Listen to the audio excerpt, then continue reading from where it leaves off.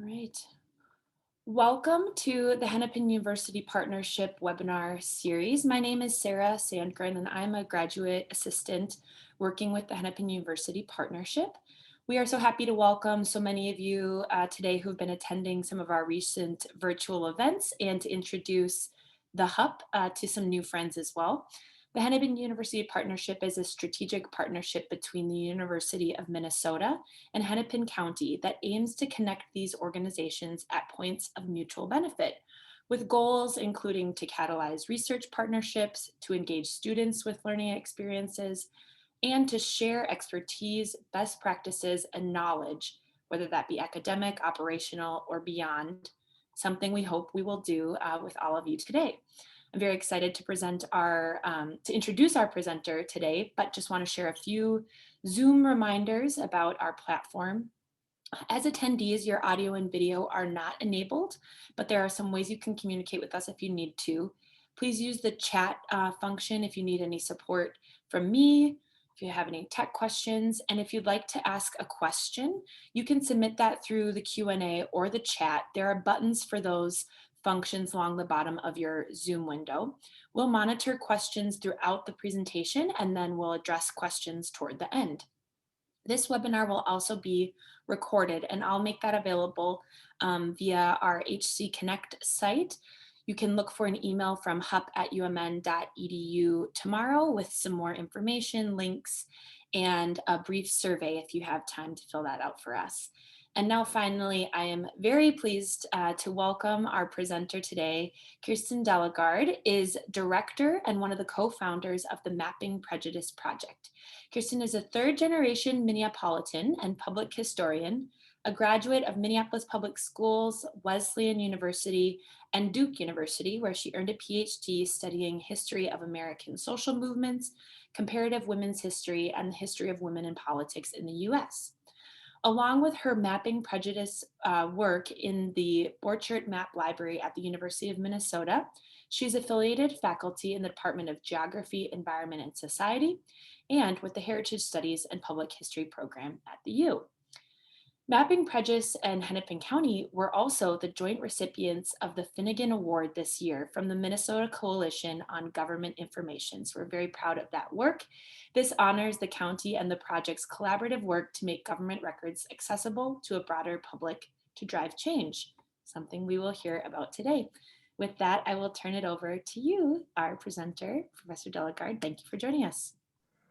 Thank you for that wonderful introduction. And as we were getting ready to go into this presentation, I was chatting with Sarah about how it's a particular honor to be with all of you because my mother worked for Hennepin County for 30 years. And as a young lass, I spent many hours in the government center downtown. And when we started doing this work with the recorder's office, I felt like I was coming home in a lot of ways. And knowing everyone I've known growing up who's worked for Hennepin County, I wasn't surprised at all by the incredible dedication and creativity of everyone who I encountered and was able to work with at the county. So I'm really grateful to all of you. So, you know, at this moment, all the eyes of the world are on Minneapolis. They're on the government center, right? And I have to say, I keep telling people this, that over the last year, I've been so relieved to be a historian and not a futurist. So I'm very glad that I didn't have to anticipate everything that we were going to go through together collectively and individually over the last year. But with that said, I also say that I wish I had been surprised by the convulsive events of the last year. Since we began Mapping Prejudice, I've gone to many groups and I've been sounding a warning to pretty much anyone who would listen. So it went like this. Here in the Twin Cities, we have the highest racial disparities in the country. It's, you know, morally indefensible, but it's also unsustainable. And then, as all of you know, we came to Memorial Day. And last year on May 25th, George Floyd died at the hands of Minneapolis police. Let's see. And from this corner at 38th and Chicago, demonstrations and civil unrest spread first through the city, then through the country, and then through the world. In the first month after Floyd's death, 20 million Americans joined public demonstrations for Black Lives Matter. So I've been particularly interested in this as a scholar of American social movements, but scholars are now calling this the largest protest movement in American history. And during those initial weeks after, during the first weeks of the uprising, my team at Mapping Prejudice was contacted by people from every corner of the world who were trying to figure out why this all started in Minneapolis. So that's a question that our community is going to be grappling with, right, for years to come. And I would never suggest that there's a single answer to that. But what my team has been able to do is we've been able to provide one way into this larger conversation that we need to be having as a community.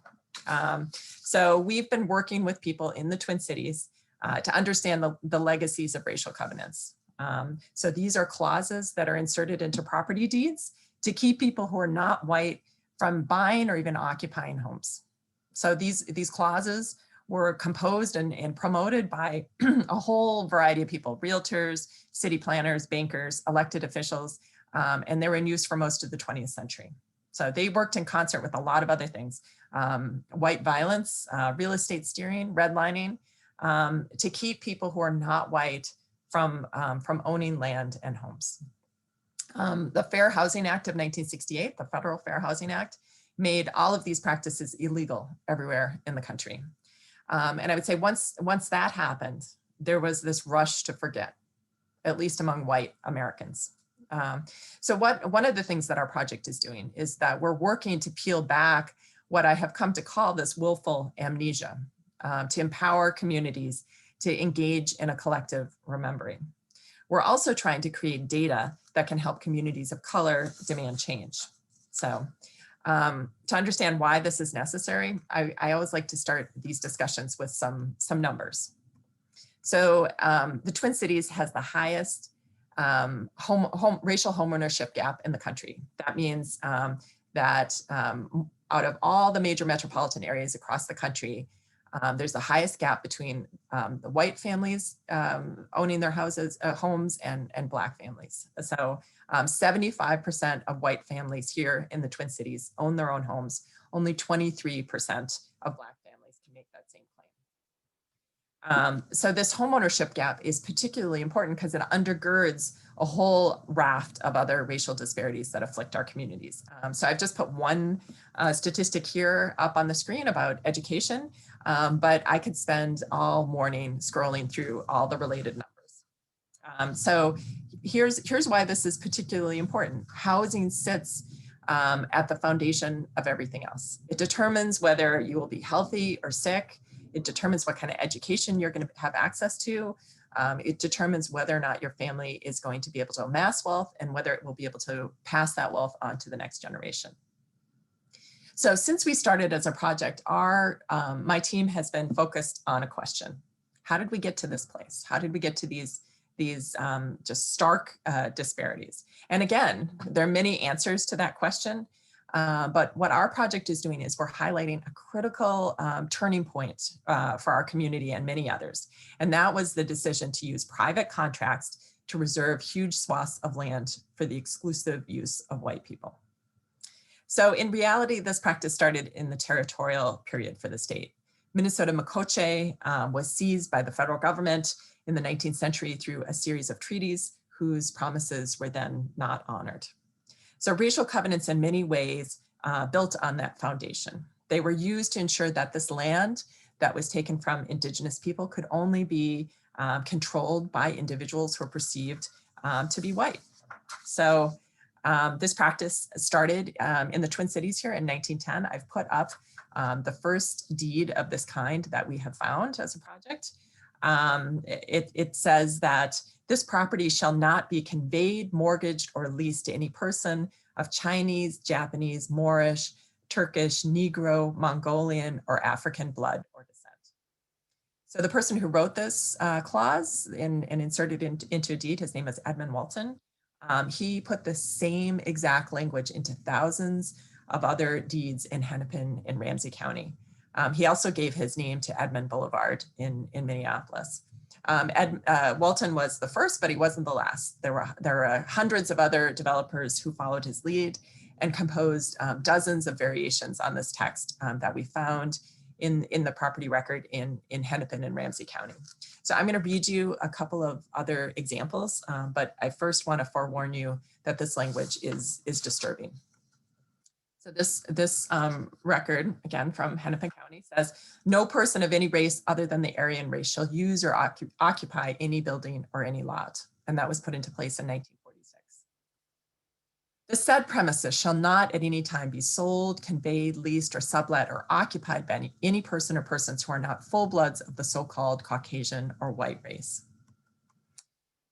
And no person of any race other than the Caucasian race shall use or occupy any building or any lot, except that this covenant shall not prevent occupancy by domestic servants of a different race domiciled with an owner or tenant. So it's painful for me to read these words. It's painful to hear these words, but I do this in every presentation that I give because I want to bear witness to the fact that this happened. I want white people in particular to confront this racism and to acknowledge that it was intentional. So my intent here in reading this language is not to re-traumatize people who have suffered the consequences of this text. And for those people, I offer an apology. It's my hope that this public acknowledgement will be empowering. Today, when I talk about racial covenants, I would say that most white people are shocked. And I can certainly understand this reaction. But I want to emphasize that there was nothing secret about these restrictions when they were in use. I think this is really important to understand that racial covenants were printed in newspaper ads for new housing developments. And not just here locally, they featured in the plot lines of books and plays and movies. They were the subject of countless studies and newspaper investigations. And very importantly, stories about covenants have been passed down through Black, Asian, Jewish, and Native American families. But with all this, with this rich record of memoirs and narratives and activism, there's a lot that we don't know about these restrictions. For instance, what did covenants actually say? Where were they used? How common were they? How much land did they cover? And we decided to answer these questions in an unconventional way. Again, thanks to the creative and dedicated public servants in the Hennepin County Recorder's Office, we were able to get digital images of county property records. And this allowed us to use computers to comb through millions of property records to flag the documents that seemed to have racist language. And then we harnessed the power of community. What our project has been doing is we've been leading people of all ages and backgrounds in the work of mapping these restrictions. Obviously, this picture is from before times, before we had to transition all this work to Zoom. For our Hennepin County map, we had 3,000 volunteers read 177,000 historic property records, and they found 24,000 property parcels that have racial covenants.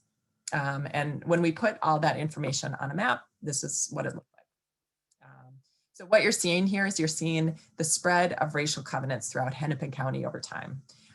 In the upper right-hand corner of your screen, you can see the years ticking by, and you can see the number of covenants. So each one of these blue dots we call this the contagion map, denotes an individual property parcel that was reserved exclusively for the use of white people. So all this blue that you see at the end after the time lapse has run through here, it shows all the land that was covered by racial covenants. So this is the first map of its kind for any American community. No one has ever been able to do this before. And what we found, we went into this very focused on creating the map, but what we found is that the process, the way we built it in collaboration with community has proven to be a really powerful vehicle for policymaking, for research, and for community conversations of all kinds. So as you can see, we've finished mapping Hennepin County, and you can actually go to our website and download our data if any of you are interested in using it for research or anything else. We'd love to hear from you. And our incredible volunteers have just finished transcribing the records for Ramsey County. We had an additional 3,000 volunteers join us over the last year for this effort. They reviewed 250,000 deed images and donated 21,000 hours of labor to the creation of the data set in Ramsey County. So here's a very sneak peek of what that map is starting to look like. This is very preliminary. You know, just to give you a sense for those of you who are very curious to see what these patterns look like in Ramsey County. Right now, we're working with communities across the metro to get their digitized property records. And in an ideal world, we would like to have a full visualization of the 7-county metro area. And thanks to a grant from the National Endowment for the Humanities, we're now working to spin up pilot projects across the country. This work is ongoing, and I'd like to invite you to join us. We have weekly online volunteer sessions that you can join via Zoom to help us document this history, and we would love to have you help us with this. So I want to emphasize that this is not some kind of exercise in rote data entry. The point here is to have folks read primary sources and then share what they've learned with friends, family members, and elected officials. This is where the power of our project is in many ways. So here's some of the things that we hope people will take away from that work. I read you that text that was meant to illuminate how blatantly racist these documents were. I showed you that time-lapse map to help you see that these are not isolated episodes, that these contracts were widespread all over certainly around Hennepin County and around the whole metro. It's also important to understand a couple more things. One, how powerful they were. Once they were put into place, they were there forever. It didn't matter how many times the land changed hands, what was built there. Once the racial restrictions was embedded with the land, it ran with the land forever. And if you wanted to breach that covenant in some way, you risked ending up in court. You risked ending up having the land actually taken away from you and returned to the person who put the covenant in the first place. Even if that person were dead, it would go to their heirs.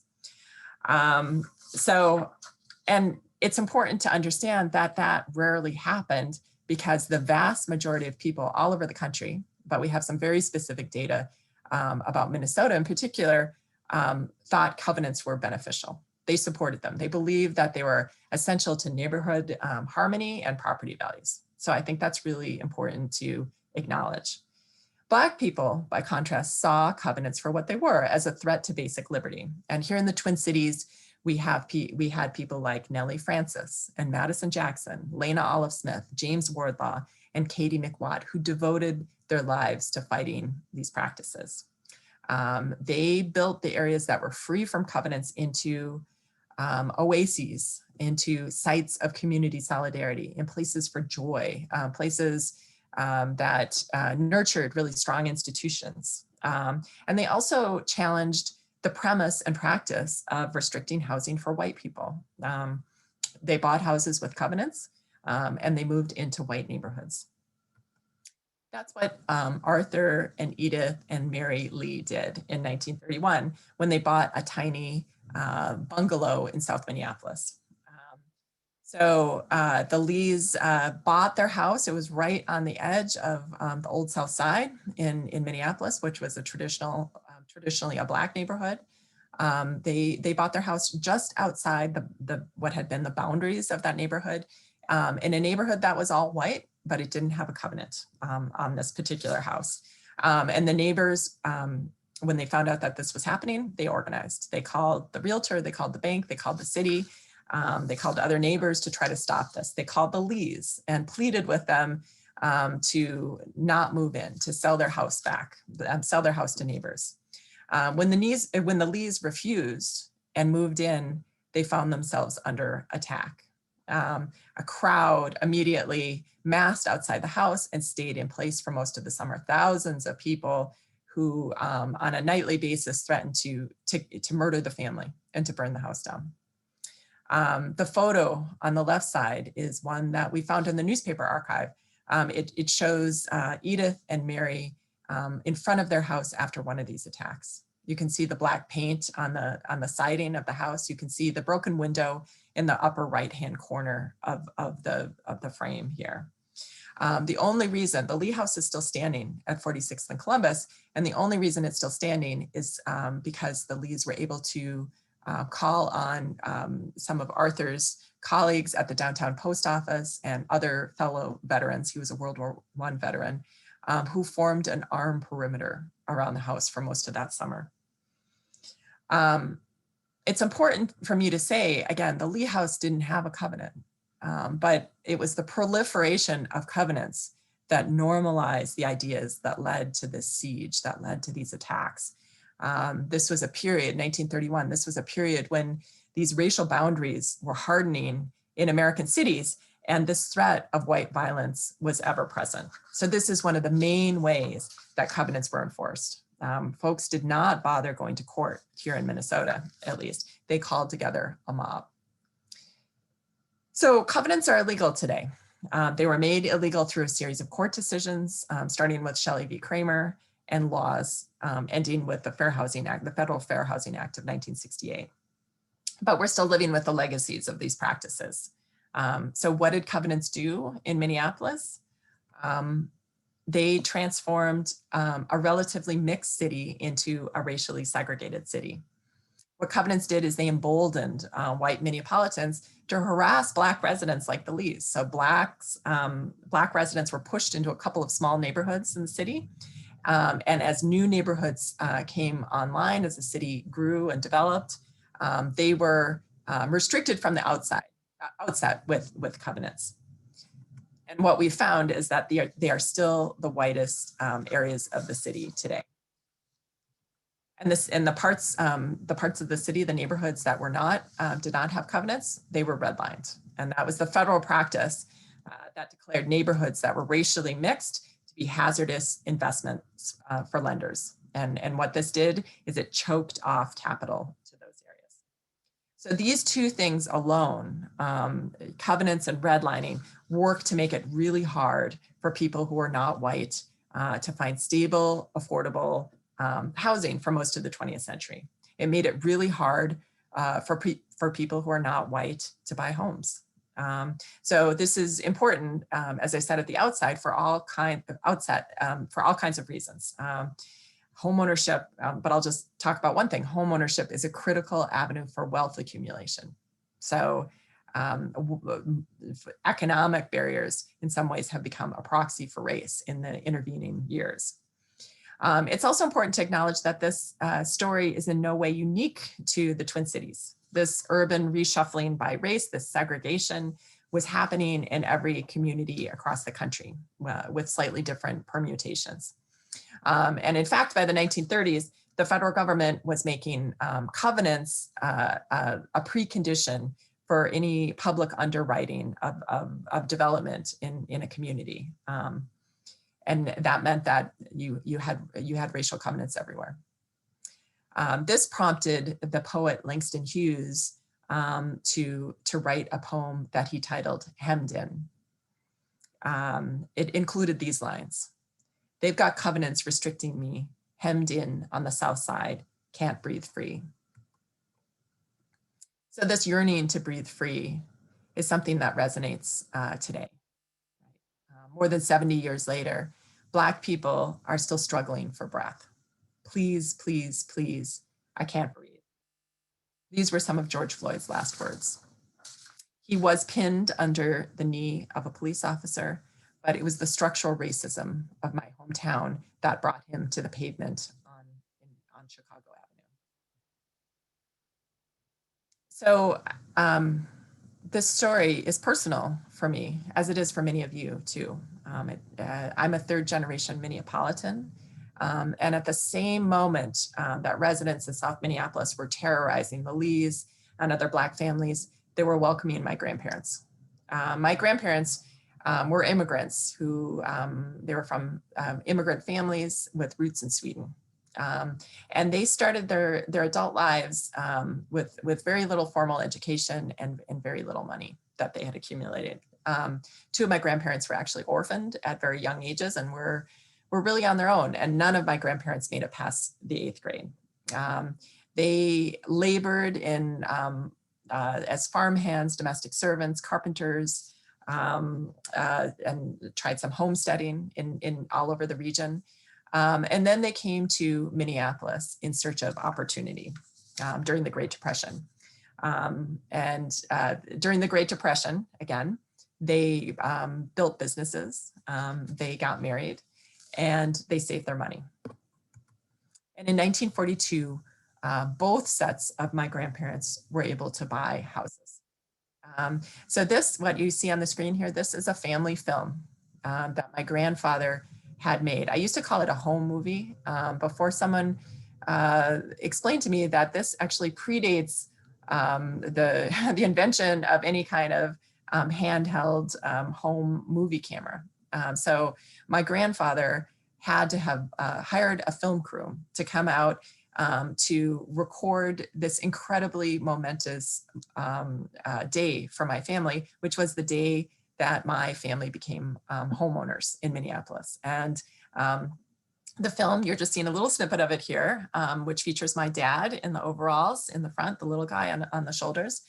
But if you watch the whole thing, all 2 hours of it, you can see that they invited everyone that they'd ever met, and they all came in their best clothes to help my family celebrate this moment. Thanks to our map and our research, I now know that my grandparents' house had a covenant. So that black icon on the map here that I've just put up, that's my grandparents' house. And then the red that you see on the map, that's all covenants. My mom grew up very close nearby, and it was the same story there. So although all 4 of my grandparents were new arrivals to the United States, they were regarded as white. And that meant that they could build their lives in this place that was off limits to other Minneapolitans who had similar levels of education and similar levels of income. So I grew up visiting my grandparents at their homes and listening to stories from my parents and my uncles about what it was like to be a kid in this neighborhood around Lake Nokomis. Everyone in my family described it as just a wonderful place to grow up in the 1950s. My mom and my uncles talk about how they spent all their time outside, especially at Lake Nokomis or around Minnehaha Falls. And really importantly for my family, for me in particular, the neighborhood had really solid schools. That meant that even though my grandparents did not make it past the 8th grade, both of my parents went to college and my mother went to graduate school. But what my parents never talked about is the fact that this was all just for white people, that it was reserved exclusively for white people. And my parents say, when we've talked about it now, they say that they never questioned why their neighbors were all Swedish, Norwegian, and German, that this uniform whiteness seemed utterly natural to them, even at this moment in this decade, when you have the highest increase in the number of Black people in Minneapolis at any point in the city's history. So the timing of my grandparents buying their houses was critical for a couple of reasons. One, the city was changing demographically very quickly, but also the United States was about to see the largest expansion of the middle class in its history. And much of this prosperity rested on homeownership, which had been deliberately supported by new federal programs in the 1930s. So these new programs spurred the creation of the modern mortgage, which makes it possible for many of us today to own our homes. They also prompted redlining, that federal program that declared certain neighborhoods to be not worthy of investment. And it's important for us to acknowledge that these programs were built on a philosophy of white supremacy, which meant that 98% of FHA loans made between 1934 and 1962 went to white people. So 2 generations later, I'm still benefiting from the fact that my grandparents were encouraged to buy homes in this part of the city, where property values increased for most of the 20th century. So our research shows today, more than 50 years after the Fair Housing Act, houses in Minneapolis that had covenants, like my grandparents, are worth 15% more than identical houses that never had a covenant. And when my grandfather died, my family was able to pass this value, this wealth, on to me. When my grandfather died, my family sold his house and distributed the proceeds to the grandchildren. I took my piece of that and put a down payment on the house that I'm sitting in right now in South Minneapolis. And when I was selecting this house, I was looking to replicate basically all the things that my parents talked about being really important to them when they were kids. I wanted my kids to have access to solid schools and the chain of lakes, all the green space in Minneapolis. So realtors can attest to the fact that I am fortunate, but not unusual, not exceptional in this regard. They've done research that shows that 30% of first-time home buyers get help from family to manage the purchase of a home. So like many of my peers, I was able to leverage the economic security of earlier generations to secure the future of my children. My kids are different though, because their mom is a historian. My kids have come of age hearing how their lives have been shaped by the opportunities that were enjoyed by my grandparents.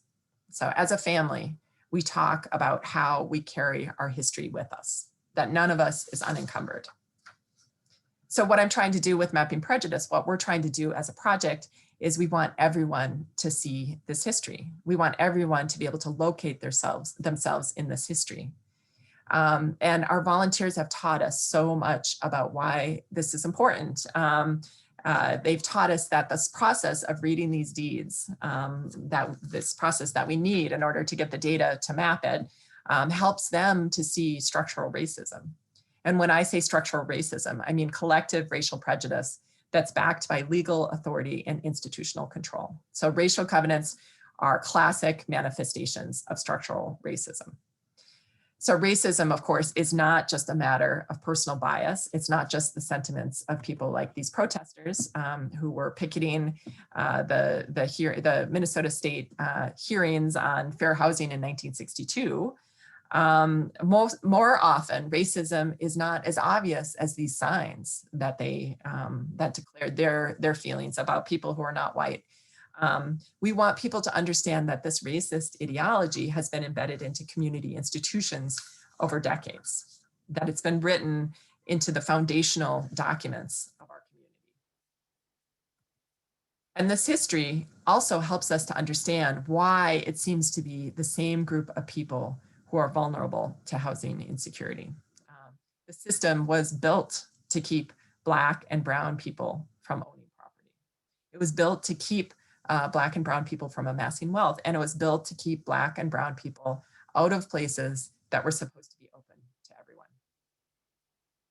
So the question is, what do we do now? I don't think anyone can be in this moment, right, that we're in right now, without feeling that we must repair this damage. So the first step in that work is to remember, and that's what we're doing today. Thank you. Thank you for being here with me. This is part of this process of reparations, which Ta-Nehisi Coates describes as the, quote, full acceptance of our collective biography and its consequences. But that's not enough. We've stood here before as a community. Few people remember that Minneapolis actually put itself on the map as a progressive metropolis in 1948 when it completed what was called the self-survey of racial attitudes. This was a massive undertaking that was directed by Black sociologists from Fisk University. And when it was finished to great acclaim, journalists from around the country declared that Minneapolis had beat the bigots. But all this community soul searching did not lead to material change. And this pattern has continued to the current day. As city council member Jeremiah Ellison wrote recently, he said, well-meaning white people here make a ritual of acknowledging the city's steep inequities. It's as if people think that mere acknowledgement is the work. So I think it's obvious where I'm going with this. It's not. We need to change material conditions, not just feelings. So that's where all of you come in. So I'm handing the baton to you. How do we make meaningful change? I need you to look around the institutions and organizations where you have influence. What needs to happen? So in my work with Mapping Prejudice, I'm using the tools that I have developed as a historian to make change. I'm here to tell the truth about who we are as a community and what we've done. What tools do you have? So where can you put them to work? I'll offer one first step to get you thinking about this. It's always best practice to ask the people most affected by the problem for guidance. So in this spirit, you might look to the Alliance. That's a local coalition of housing and growth organizations that are led by people of color. So they've developed this policy agenda, which you can find online, which offers a smorgasbord of action steps, policies and initiatives that you can learn more about, and you can plug in various ways that make sense to you. So I think I do think that it's clear that we have to take action. We need immediate action to address this overwhelming housing crisis that we're in. We need to address the wave of mass evictions and homelessness, and redress this legacy of racist housing policies. We need stronger protections for renters who are more likely to be who are more likely not to be white for all the reasons that I've talked about here. We need housing policies that center racial equity. So we're very fortunate that there are lots of smart, dedicated people who have been working on this, who have a huge raft of concrete proposals that could be put into action. And with Mapping Prejudice, I'm working to invent the hope that we need to go forward with all of this at this moment. What we do know is that this repair work is going to cost money, but we cannot afford to do nothing. None of us want to repeat the past, and we need to use the imaginative space opened up by this history to construct a better future. So as James Baldwin said, as long as you pretend you don't know your history, you're going to be a prisoner of it. So now that we're free, where are we going to go? So with that, I'd love to, I guess, stop sharing and open this to questions. Wow, thank you so much for that presentation. One question that came in towards the beginning, so kind of jumping back to some of the initial dates and information you shared with us, when did that first covenant language go into effect, or how long ago was this being added to the deeds? I think you said the beginning of the 20th century? Mm-hmm. Yeah, so the first deed that we found that has a racial covenant in it, in either Minneapolis or St. Paul, is 1910. So we do know that racial covenants were used in other cities across the country before that, and starting in the 1880s. But the first one that we've been able to find here locally is in 1910, and it coincides with a whole raft of community conflict and violence and organizing efforts on a local basis to segregate the city. So we weren't sure exactly what that date would be, but once we had it, we were able to see sort of the community context through which the covenants emerged. For our attendees, if you are looking for the Q&A button, it should be down along the bottom of your Zoom window. Please submit a question there if you have one. Great, another one just came in. If I have covenant language in my property deed, what are your thoughts on addressing or redressing this language? We are so incredibly fortunate at Mapping Prejudice to be in partnership with a group called the Just Deeds Coalition, and we can put that link in the chat here too. So that is a coalition of folks in local government. It came out of Golden Valley. It's realtors, city attorneys, planners who all came together after seeing this map and figured out what their tools were, and which was to help. They wanted to use the discharging of the covenants. I'm sorry, I'm being a little circuitous and less clear here. Let me back up for a second. When we first started publishing and sharing our map, two of the people who saw it were Jim Dabney and Jeff Hayden, who are in the Minnesota State Legislature. They were horrified, and they responded by writing legislation that was passed in 2019 that made it possible for any property owners in Minnesota who found a covenant attached to their property to file some very simple online paperwork to discharge the covenant. So that was a first step, and Minnesota was only the third state in the country to make that possible. Before that legislation was put into place, you had to go to court. It cost hundreds of dollars. It's very complicated. It was almost impossible, virtually impossible to do. So that was awesome. But even that very simple online paperwork is hard for many people who don't have a background in real estate. And so that's where this Just Deeds Coalition spun up. They want to help people who find that they have a covenant attached to their property, and use that opportunity of discharging the deed as an educational moment. So not only will they help you free of charge, you go to their website, you put your name in, you ask for help, but they also want to help you figure out what's your other response to understanding your connection to this history. I would be remiss if I didn't point out the fact that the vast majority of houses that have covenants attached to them are still owned by white people. So that this is an opportunity for white people to think about how they're connected to this history, and think about what, besides renouncing this language, what are the material actions that you can take. And a similar question, I can't remember if you addressed this specifically, but how do we find out if the property where we're living or that we own has a covenant? Yeah, so you can go to our website, www.mappingprejudice.org, and use our Explore map. We have an address function that you can put in any address in Hennepin County and find out whether or not we have found a covenant that was attached to it. That will soon be happening for Ramsey County too. And as we add more communities outside of those two counties, hopefully we will figure out a way for people all over the metro to be able to do that. Great.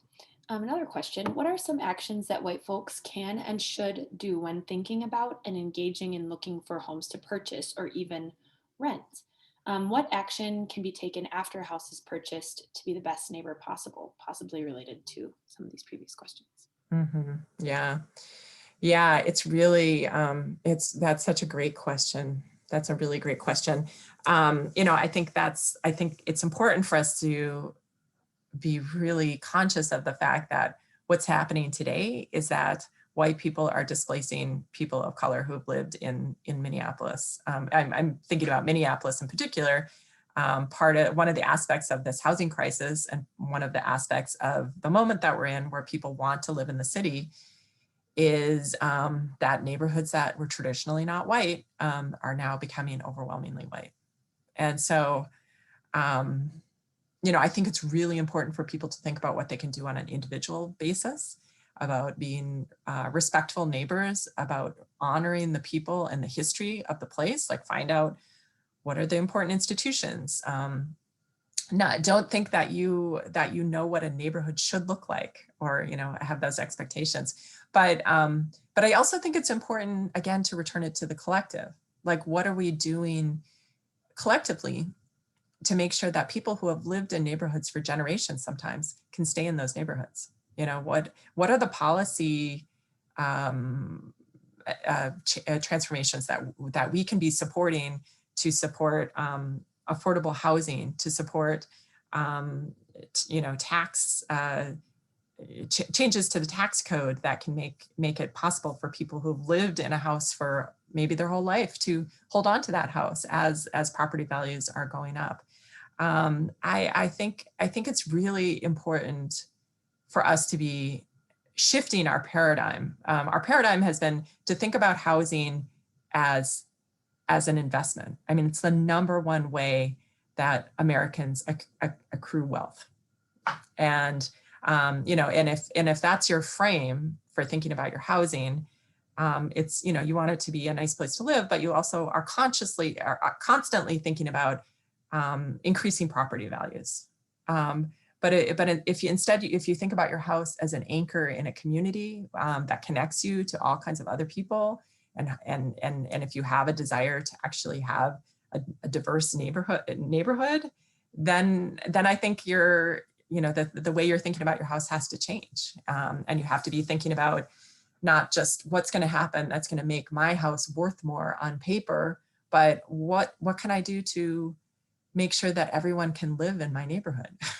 That if my neighborhood is a great place with lots of resources, how do I share those resources with a lot, with a diverse group of people? We have a couple questions about some of the resources. So I'll just mention, we'll send an email from HUP with links to a bunch of these different sites and resources that you've mentioned, and with contact information for us, and we could get you in touch with Kirsten if you're interested. Another question: what risk is it for you personally or professionally to remember and to call out history, to tell this truth, or what benefits maybe? Are there implications there for you and your family? Wow, that is a great question. This is a great group. That's a very thoughtful question. I've thought about this a lot. I'm very fortunate that my family has been really supportive of me. Sharing that home movie, and that it's a lot of people in that frame, and my family has trusted me to tell the story of our family. And so, I have heard other stories from other historians who have sort of incorporated their family histories in the same way, and they have not been so fortunate. They have not enjoyed the support. But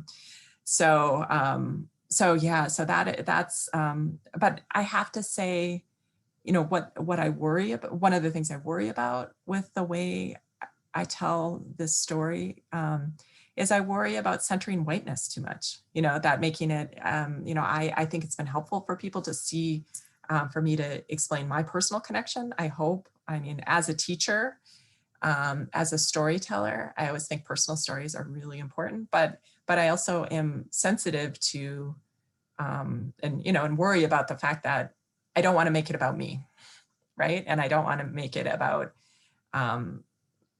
white people, but I hope that by sharing my story, that it will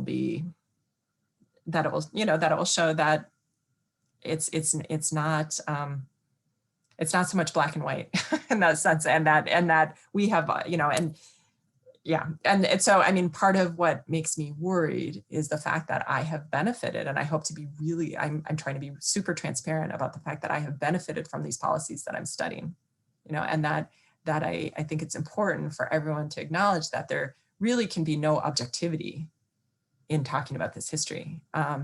So the part where I feel uncomfortable is when I would say white people hail me as like doing something heroic in doing this history.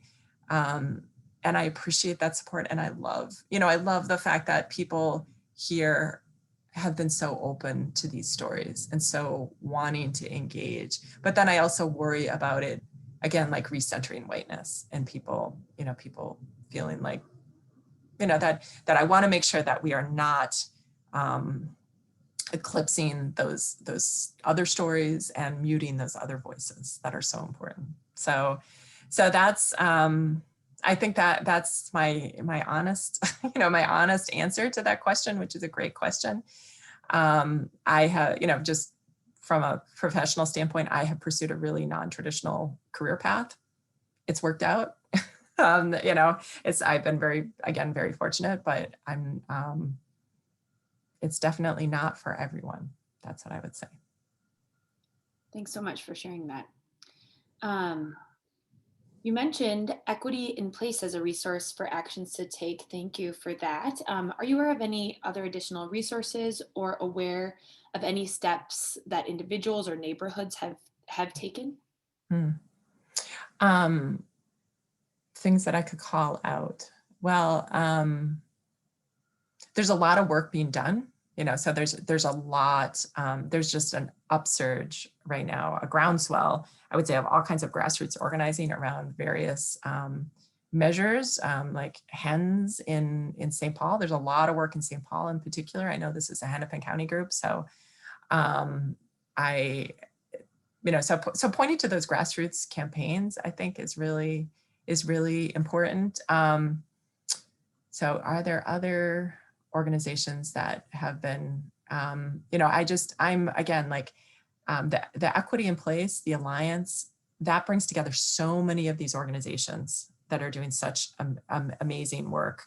You know, everything from just from like the, IX, to Jewish Community Action, to, I've just been very impressed by the way that so many organizers are working together to, to come up with a shared agenda that they're working together both in the city level, the county level, and the state level. So so I mean, I would point people to those initiatives in particular, and I think the way to approach this is to talk to your neighbors and to figure out like what you can do collectively to, where your tools are and how you can plug into those efforts. We have a resource guide on our website. It's called From Awareness to Action, and it points to some processes, some ways of thinking, and some things that you can do individually, and maybe if you get a group of neighbors together to think about ways that you can support racial equity and housing justice. So I'd point you to that. Great. I don't see any other questions. I'll leave it open for just a minute. And I was going to ask a little bit of an inside question because I got a chance to chat with you before, but I wondered if you could share a little bit about how you've been starting some pilot projects around the country to try to do similar things and what you've noticed with how successful this has been in Hennepin County in particular, or in Minnesota. Yeah. So what we were talking about before we went live to a broader audience is how incredibly lucky we were to start this work in Hennepin County, and how the fact that the Finnegan Award that you mentioned at the beginning was a recognition of the fact that we were able to work together so well. And how when we've been approached by dozens of communities across the country that want to do this kind of work.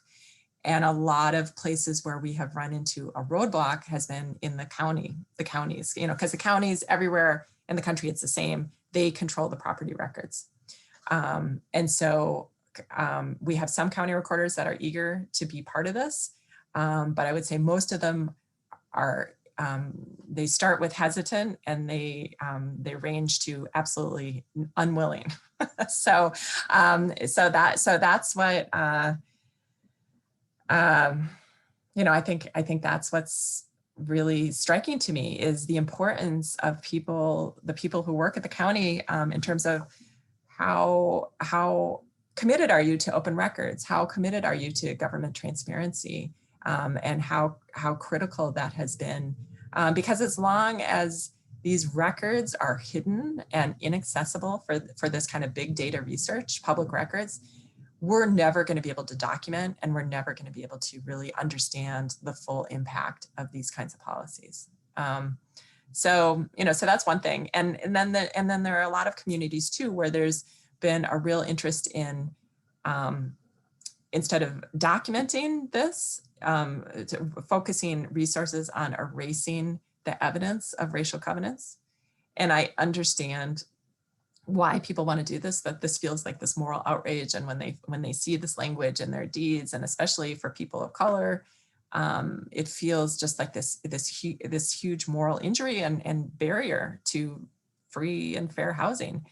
But I have to admit that I'm worried about those those moves, I'm worried that we will erase the evidence of this and make it really hard to actually, make it harder to do reparative policies if we don't have this, this concrete documentation. And I totally understand people who have experienced the harms of this might say, yeah, I have more than enough information, about this. Like, we do not need more data for us to understand that this is what happened. So that's kind of, but it's been really interesting going around the country to these different communities and being in these conversations, and how hard it has been to get county recorders to actually work with us. And so my team has actually been talking about, like, that's what we're going to write about. Next is the importance of open records and open data and government transparency, and that you can't do history without it. Great. Well, one more question just came in. Is there any way for the legislature to set a rule that all the covenants are no longer valid? It seems just like maybe a partial move that you could have it removed, just removed from the covenant. Yeah. So just to be clear, the law does not allow for the covenants to be removed from the record. So that's an important distinction. And there's a series, the Minnesota Fair Housing Act of 1962 makes covenants illegal. There's other court cases. There's Shelley v. Kramer, U.S. Supreme Court decision of 1948, then the Fair Housing Act. So there are all these layers of legislation in court decisions that make these invalid. So just to be clear that, but I have to say, like, one of the things that was one of the motivations for us when we began this project in 2016 was a concern that, for instance, if there was a Congress that came in that decided to repeal the Fair Housing Act, that covenants could be back in force again. So that was one of the things that was motivating us in terms of documentation. But but especially in Minnesota, we have a whole layer of other laws that make these invalid. So that is not a concern.